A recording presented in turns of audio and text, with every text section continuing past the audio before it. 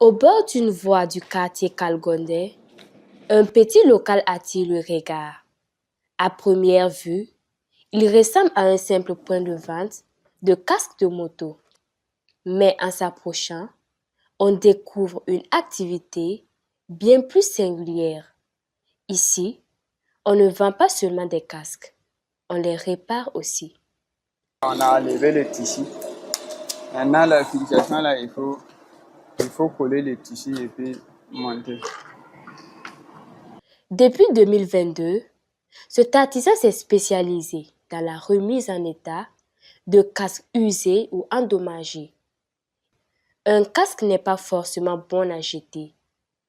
Lorsqu'il est encore récupérable, il peut être nettoyé, réparé et remis en service. Quand j'achetais les casques neufs, il y a souvent certains qui étaient un peu desserrés. Il y en a aussi qui étaient un peu gâtés. Souvent même, il arrive que les vitres là sont cassées.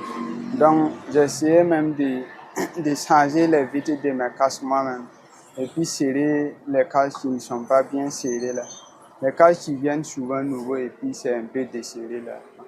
Ça a commencé comme cela.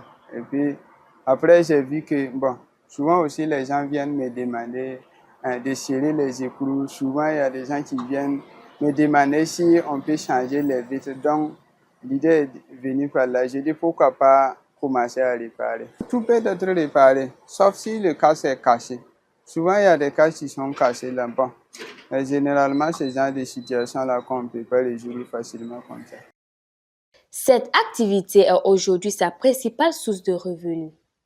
Pour cet artisan, un casque bien entretenu ou correctement réparé peut retrouver une apparence soignée et rester utile à son propriétaire. Si le casque est cassé là, c'est là qu'on peut avoir une différence entre neuf et puis ancien. Mais si le casque n'est pas cassé là, si la matière est toujours solide, c'est le même casque.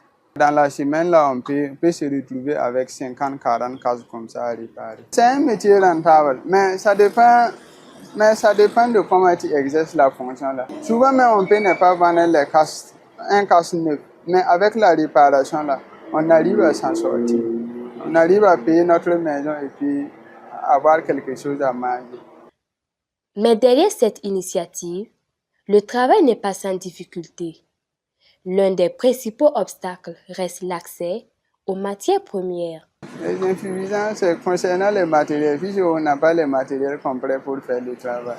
Même le revêtement là, on fait le revêtement de tissu là, mais bon, on coupe ça à la main.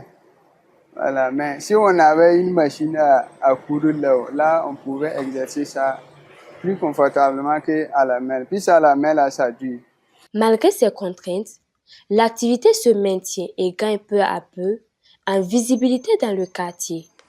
Au-delà du service rendu aux clients, cette initiative participe aussi, à sa manière, à la promotion de la sécurité routière.